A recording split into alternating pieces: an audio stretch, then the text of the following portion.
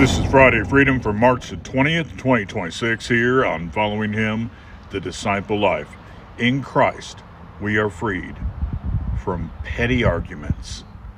This is one of those things that comes with the choices that we make. As we make our choices based on a new mindset we take on with the Christ, there are things that in a practical sense we are freed from as we pursue a direction that oftentimes is contrary to how the world does things. In 2 Timothy 2, beginning in verse 23, going through the first part of verse 25, and yes, this is directly to an evangelist, but Timothy, he's supposed to be setting an example here. So just because he's an evangelist doesn't mean that somehow others are excluded from these instructions. These will be things for everyone, where Paul tells him, "But avoid foolish and ignorant disputes, knowing that they generate strife.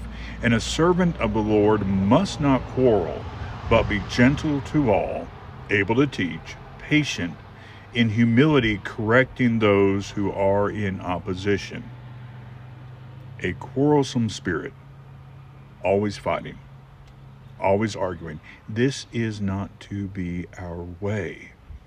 I think we all get guilty of this at times. And social media, or anti-social media, as I often call it, does enable argumentation and fighting and quarreling very easily, and you don't even have to face the person to do it. So, and I know I have fallen into that. I think most of us have probably fallen into that at times.